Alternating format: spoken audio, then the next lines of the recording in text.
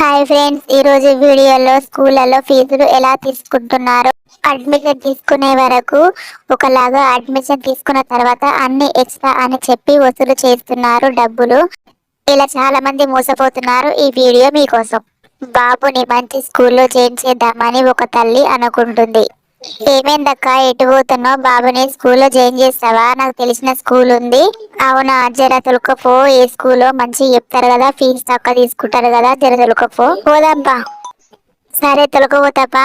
Fee తక్కువ తీసుకుంటారు, మంచి చెప్తారు, మీ బాబాని మంచి చూసుకుంటారు. ఆ స్కూల్లో సార్ నాకు తెలుసు, నేను మాట్లాడతాపా. సరే పోదాంపా. మరి మేము ఫీజు ఎక్కువ కట్టలేమని నీకు తెలుసు కదా, మా పరిస్థితి తెలుసు కదా. జరా సార్ తోని మాట్లాడి ఫీజు తక్కువ ఏపీయు. నీకు తెలుసు కదా మా పరిస్థితి, నువ్వు టెన్షన్ పడకు, నేను మాట్లాడతాపా. అక్క నువ్వు వీనే ఉండు, నేను సార్ తోని మాట్లాడి ఫీజు తక్కువ వేయమని మాట్లాడొస్తా. నువ్వు వీనే ఉండు. ఇంకోసారి మళ్ళీ కొన్ని తీసుకొని వచ్చిన వాళ్ళకు ఫీజు ఎక్కువనే అడుగు. ముందు ఎక్కువ చెప్పి తక్కువ చేసిన అని అడుగు. అడ్మిషన్ తీసుకున్నాక ఎక్స్ట్రా పైసల గురించి ఏం చెప్పకు. తర్వాత ఎప్పుడు నాకు కమిషన్ మాత్రం కంపల్సరీ ఇవ్వాలి. సరే నువ్వు వాళ్ళ ముంగలు ఉండకు, నేను మాట్లాడి వాళ్ళ దగ్గర ఎక్కువ వసూలు చేస్తా. నువ్వు వాళ్ళ ముంగలు ఉండకు, పని ఉందని చెప్పి వెళ్ళిపో.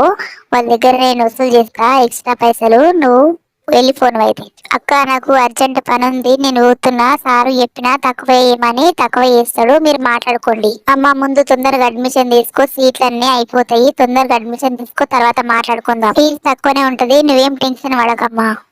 ఆమె మీ పక్క ఆమె చెప్పింది కదా, ఫీజు తక్కువనే వేసినాం మేము ఆమె చెప్పినందుకు. సరే అడ్మిషన్ తీసుకునేది అయిపోయింది కదా సార్, మరి ఫీజు ఎంతనో చెప్తే మేము కట్టేస్తాం. మరి ఫీజు 2 లక్షలు అమ్మ. ఆమె చెప్పినందుకు 20,000 తగ్గించినాము.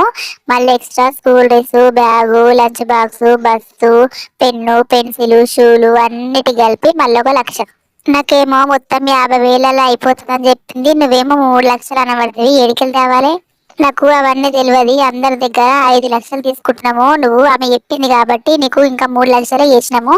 3 లక్షలు కట్టేయండి. అడ్మిషన్ తీసుకున్నారు కదా, అడ్మిషన్ తీసుకోండి, అడ్మిషన్ తీసుకోండి అని తొందర పెట్టిండ్రు. తర్వాత మాకు 3 లక్షలు అని చెప్పబట్టి మోసం చేసిరు మొత్తం.